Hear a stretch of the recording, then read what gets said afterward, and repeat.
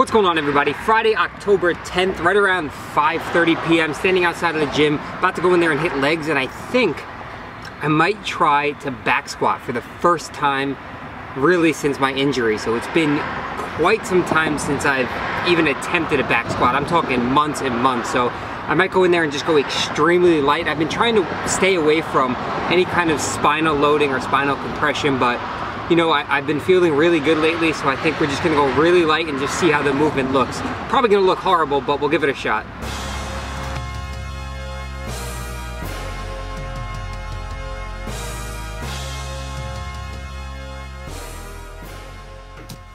What the hell am I doing here? What's going on, guys? So we got the barbell on my back for the first time in quite some time. And I know I sound like a broken record. I apologize for those of you who have been on the channel for quite some time now, but there are a lot of new subscribers. So to the newbies, welcome to the channel. I'll give you just a real quick background on what's going on, why I haven't back squatted in a while, my injury and whatnot. So real quick, about a year ago, I had 3 herniated discs in my lumbar spine. It's L3, L4, L4, L5, and L5 and S1, which led to sciatica and a whole host of different issues. So I was barely able to get out of bed. I could hardly walk. My foot would go numb.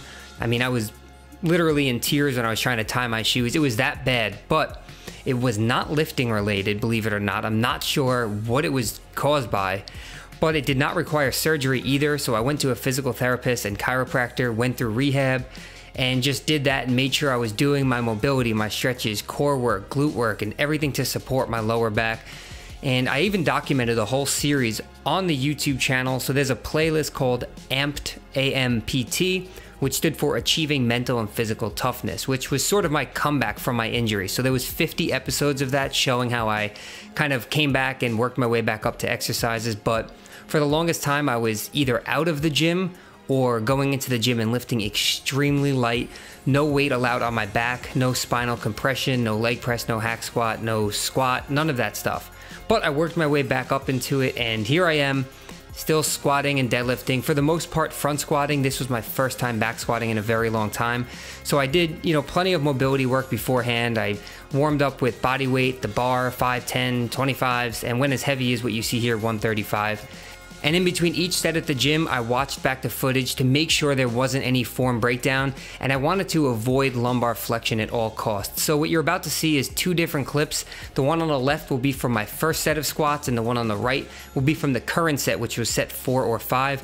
And you'll see on the left, which was my first set, I was going a lot deeper than I needed to, which actually brought me into a bit of lumbar flexion, also known as butt wink. And that's when your butt tucks under your pelvis and puts a lot of compressive load on the lumbar spine. So you can see on the right, I'm still breaking parallel. My hips are lower than my knees, but there was no spinal rounding. So that's something that's really important to, you know, recognize, and that's why I think it's important to watch your form. And you'll see some elite lifters who will go into that butt wink and they'll rebound out of the bottom, getting that stretch reflex.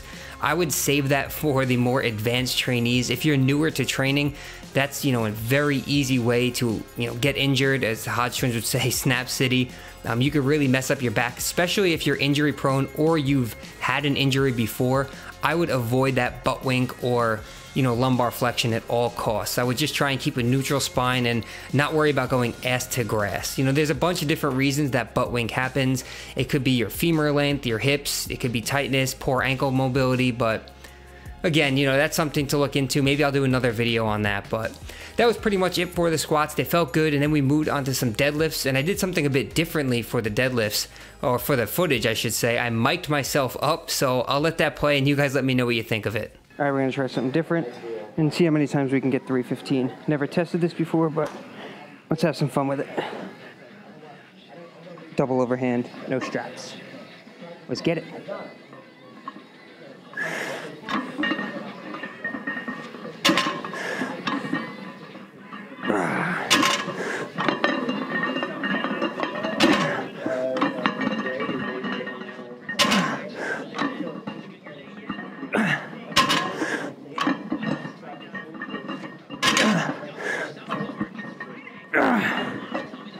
Slipping.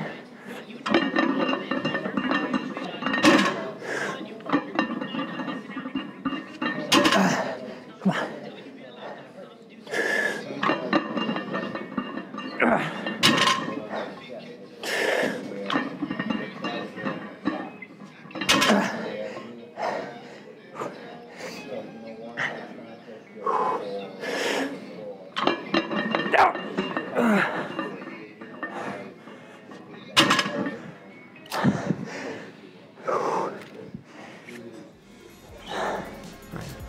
All right, so as you guys could tell, I was completely exhausted from doing that 315 for reps. I never really try and deadlift high rep, and not that 315 is very heavy, but my grip started to give out a little bit, and obviously my muscular endurance isn't there since I never really go above 5 or 6 reps on the deadlift. But you know, the gym was empty and I just wanted to have some fun with the workout tonight. So did that 315 and followed that up with a few sets of 405. So I did a few singles and this was my last set of the day. I just did a double and then kind of held on to that last rep for a little while to work on the grip. But that was pretty much it. I finished off the workout with some leg press and hamstring curls. So let me know what you guys think in the comment section below about that clip when I was mic'd up. It's something I'm thinking about incorporating into some future videos. Obviously, I wouldn't do it for every single exercise or every training session, but I figured it would be a cool change to the videos instead of always doing voiceovers. So just trying to keep it interesting, but that's going to end the commentary here. Thanks as always for the support, guys. If you're looking to hire an online coach, the link to my website is in the description box below.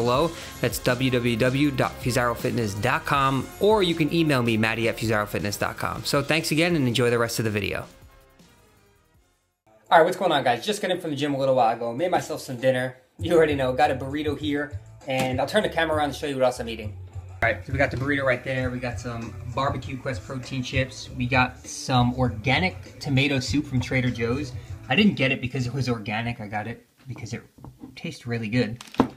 We got what looks like a salad, but everything that's inside the burrito is in here. So essentially, I just make a huge bowl of chicken, lettuce, salsa, sour cream, onions, whatever else I throw in there, and then I wrap it up in the burrito, and whatever doesn't fit in there, I just eat on the side. And I know you guys are admiring this Ninja Turtles cup I got right here, and we got a Pepsi Max inside. So you guys know I'm a fan of Coke Zero, but that's what was on sale, so that's what we're working with here. All right, so I'm gonna end the video off here so I can eat this meal. Soup's probably cold already, but that's all good. Gonna watch some YouTube videos and then get back to work, editing, answering emails, and that's pretty much it for the rest of the night. So thanks as always for the support, guys. Don't forget to like the video if you enjoyed it, subscribe if you haven't already, and until next time, we'll see you in the next video. When you improperly unrack the bar, you lose tightness in your scapula, in your lats, you're not really activating your chest, and your shoulders are in a very compromising position. So look at the picture on the right, you can see that my lats and my upper back